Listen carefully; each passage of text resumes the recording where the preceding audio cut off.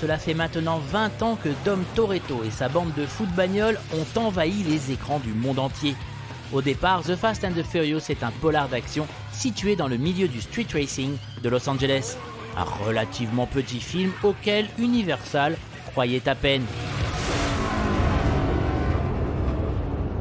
So how do y'all want to play this? Fast. 20 ans plus tard, Fast and Furious, c'est 9 films, un spin-off, une série animée, 2 courts-métrages et plus de 6 milliards de dollars de recettes dans le monde. Et ce chiffre, c'est avant la sortie de l'épisode 9 qui arrive cet été en France. Un épisode encore plus fou que les précédents niveau cascade et poursuite. Le réalisateur Justin Lin pense avoir détruit à peu près 250 voitures en faisant le film, et c'est évidemment sans compter les carcasses de voitures numériques. Niveau scénar, on va laisser le soin aux fastologistes et autres furioustologues de décrypter les subtilités du scénario. Disons juste qu'on s'amuse beaucoup devant ce grand spectacle vroom-vroomesque. Et c'est presque sûr que Fast and Furious 9 va rassembler les masses. Tout le monde attend ce film comme le premier à rapporter des recettes du niveau d'avant Covid dans les salles américaines. Et pourquoi donc un tel triomphe pour la saga Fast and Furious? Une question que nous avons posée à ses principaux protagonistes. At the core is the idea of family and heart, and we have the core characters that are always there, but then we're bringing in really exciting elements like Helen Mirren and Charlize Theron, so I think it's also the innovation that always takes part. It's the ability to continue to entertain fans across the world, to listen to its fans. You see a lot of those story points in Fast 9 that fans have been clamoring for, and to make the impossible possible. Fast does that better than anybody. Diversity is definitely a factor in this franchise, man, and people from all over the world getting to see themselves on screen. That has a lot to do with the success of this franchise and expanding and learning about different cultures and languages and appreciating one another as a human race.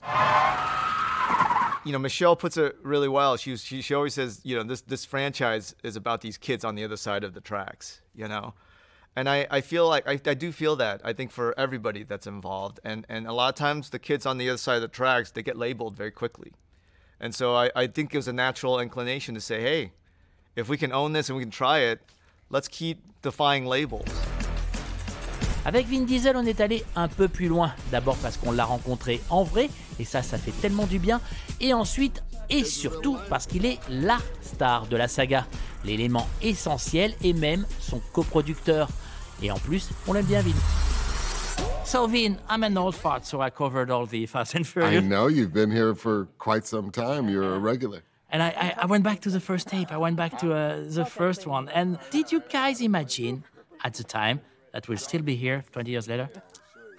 No. And may I say something on behalf of Canal Plus? I was in a meeting in Europe after the first one was released when Canal Plus owned Universal. And I remember someone from Canal Plus saying, we should make a sequel to this movie.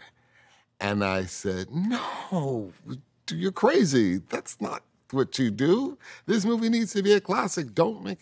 And I was very adamant about the idea that we should never make a sequel. Oh, well, 20 years later. 20 years later, I stand corrected.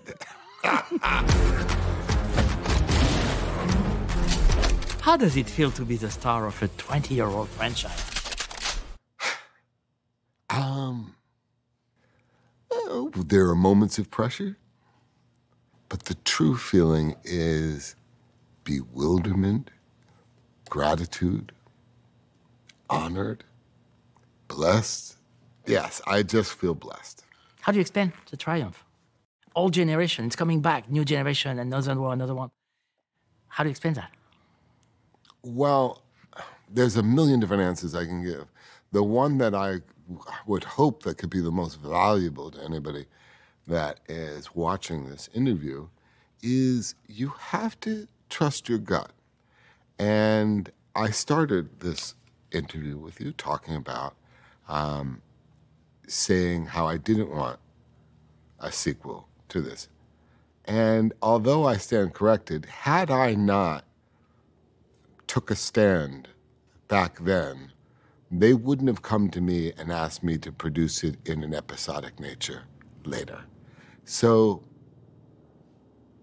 sometimes you have to say no, and sometimes you have to trust your gut, and sometimes you have to say, keep your gazillion dollars, I'll be fine making art in my own authentic way.